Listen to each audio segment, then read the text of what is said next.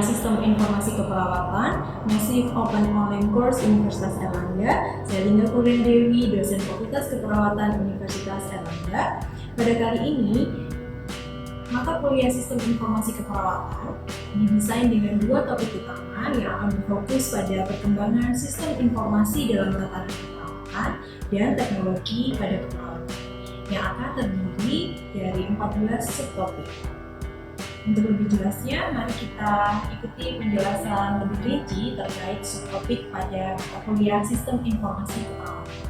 Selamat bergabung kembali pada mata kuliah Sistem Informasi Keperawatan. Saya Linda Kurniadewi, dosen Fakultas Keperawatan Universitas Erlangga. Pada video pembelajaran kali ini, kita akan membahas terkait pengembangan sistem informasi yang berkaitan khusus dengan Puskesmas atau Pusat Kesehatan Masyarakat. Pada pembelajaran ini, mahasiswa diharapkan akan mampu menjelaskan pengembangan sistem informasi yang ada di Puskesmas. Untuk lebih jelasnya, mari kita simak penjelasan berikut ini. Oke, pada video kali ini saya akan menjelaskan tentang bagian dari sistem informasi, khususnya pada Puskesmas atau Pusat Kesehatan Masyarakat.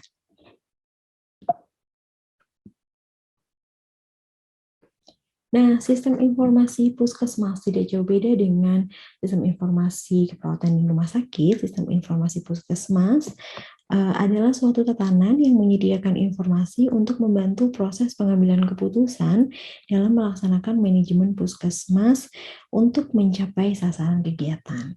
Nah, jadi puskesmas ini berada di setiap kecamatan, sehingga perlu sekali adanya sistem informasi, sehingga semua data baik di salah satu area ataupun di semua area yang ada di Indonesia bisa terrecord dengan baik. Nah, kita back to basic. Jadi ada beberapa peraturan ataupun regulasi ya yang mengharuskan puskesmas ini memiliki sistem informasi yang baik. Nah, peraturan ini tercantum dalam Peraturan Menteri Kesehatan Republik Indonesia Nomor 31 Tahun 2009 tentang sistem informasi rumah sakit. Maksud saya adalah sistem informasi puskesmas. Menimbang bahwa dalam rangka meningkatkan manajemen penyelenggaraan puskesmas, perlu sekali adanya dukungan sistem informasi puskesmas yang mampu menjamin ketersediaan data, informasi secara cepat, akurat, terkini, berkelanjutan, dan dapat dipertanggungjawabkan. Selain itu, di poin B juga menyatakan bahwa berdasarkan pertimbangan sebagaimana dimaksud dalam huruf A, perlu menetapkan Peraturan Menteri Kesehatan tentang Sistem Informasi Puskesmas.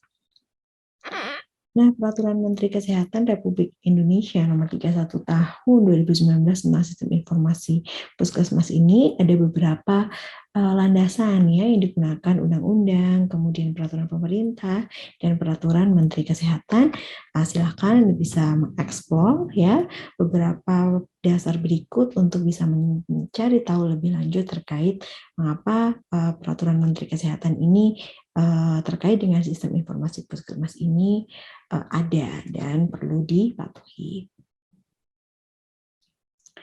Nah, di sini menjelaskan ya terkait dengan ketentuan umum, jadi peraturan menteri terkait dengan pusat kesehatan masyarakat yang disebut dengan puskesmas merupakan fasilitas pelayanan kesehatan yang menyelenggarakan upaya kesehatan masyarakat, upaya kesehatan perorangan tingkat pertama dengan lebih mengutamakan upaya promotif dan preventif untuk mencapai derajat kesehatan masyarakat yang setinggi-tingginya di wilayah kerjanya.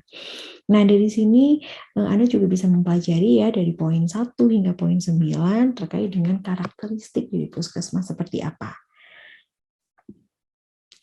Nah, kemudian, ini, setiap puskesmas wajib melakukan kegiatan sistem informasi puskesmas baik secara elektronik maupun non-elektronik. Jika kita mengacu pada peraturan menteri, ya tadi tentang beberapa landasan hukum yang digunakan, peraturan, dan mengapa puskesmas ini perlu ya melakukan atau kegiatan sistem informasi karena memang datanya harus secara cepat, akurat, terkini, berkelanjutan, dan juga dapat dipercaya. Nah, sistem informasi puskesmas ini merupakan bagian dari sistem informasi kesehatan kabupaten atau kota, gitu. Karena dari beberapa puskesmas yang tersebar di seluruh kecamatan, Nanti data-data ini akan dikumpulkan ya Dinas Kesehatan Kota, kemudian nanti provinsi ya, di mana data tersebut menjadi dasar ya untuk pemetaan entah itu dari sisi penyakit ya, kemudian paling banyak penyakitnya apa saja, kemudian kelompok rentannya di mana saja, sehingga bisa nanti akan menjadi salah satu uh, aspek ya untuk meningkatkan kesehatan di wilayah tersebut. Nah, Puskesmas wajib menyampaikan laporan kegiatan Puskesmas secara berkala kepada Dinas Kesehatan Kabupaten.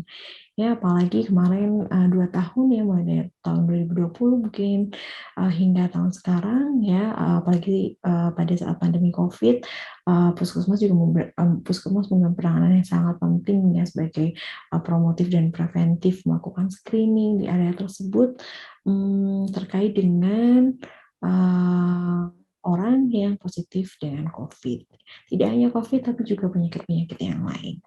Nah, laporan kegiatan Puskesmas ini merupakan sumber data dari pelaporan data kesehatan prioritas yang diselenggarakan melalui komunikasi data. Nah, tujuannya apa dilakukan sistem informasi Puskesmas? Yang pertama adalah mewujudkan penyelenggaraan sistem informasi Puskesmas yang terintegrasi. Maksudnya terintegrasi ini adalah tersistem, tidak terpecah-pecah, tidak dilakukan secara terpisah, tapi semuanya dilakukan tersistem, terintegrasi. Tujuan yang selanjutnya adalah menjamin ketersediaan data dan informasi yang berkualitas, berkesinambungan, dan mudah diakses. Kemudian dapat meningkatkan kualitas pembangunan kesehatan di wilayah kerja melalui penguatan manajemen Puskesmas. Jadi dari semua data yang dikumpulkan, bisa tahu mana daerah yang rentan, mana yang sudah baik, mana yang perlu ditingkatkan, mana yang perlu dilakukan monitor, evaluasi, dan dikembangkan ataupun dipertahankan kesehatannya pada suatu komunitas tertentu. Nah, cakupannya apa saja? Pencatatan dan pelaporan kegiatan Puskesmas dan jaringan, kemudian survei lapangan, ya, kemudian laporan lintas sektor terkait, dan laporan jejaring fasilitas pelayanan kesehatan di wilayah kerja. Kemudian apa saja komponen data sistem informasi Puskesmas? Ya, ada data dasar, juga ada beberapa sudah tercantum di peraturan menteri ya, terkait dengan identitas Puskesmasnya, wilayah kerjanya di mana saja, kemudian sumber daya yang dimiliki apa saja, ya, fasilitas, dan Puskesmas tersebut memiliki sasaran program apa sih? Nah, ini pastinya juga sangat terkait dengan masalah yang ada di Puskesmas atau di wilayah kerja Puskesmas tersebut. Nah, terbagi menjadi 3 secara umum, ada data upaya kesehatan perorangan, termasuk di dalamnya adalah kunjungan puskesmas, pelayanan umum, kesehatan gigi dan mulut, UGD farmasi, kematian dan laboratorium, kemudian data upaya kesehatan masyarakat esensial seperti Promkes, Kesling, pelayanan gizi, KIA, KB, pencegahan dan pengendalian penyakit menular maupun tidak menular, keperawatan kesehatan masyarakat, surveillance, dan sentinel sistem kewaspadaan dini dan juga respon. Yang ketiga adalah data upaya kesehatan masyarakat pengembangan UKMP seperti unit kesehatan sekolah, kesehatan jiwa, gigi, masyarakat, kesehatan tradisional dan komplementer, olahraga, kesehatan kerja, dan kesehatan lanjut usia. Jadi ternyata banyak sekali komponen yang harus tercatat, terrecord, terintegrasi pada sistem informasi Puskesmas. Nah, dari beberapa yang telah kita bahas ya, mulai dari Puskesmas, di mana merupakan pusat kesehatan masyarakat yang sangat vital di masing-masing wilayah kerja. Kemudian kita wrap up dikit ya, kita wrap up sedikit terkait dengan SIP ini, dan mencakup banyak hal ternyata.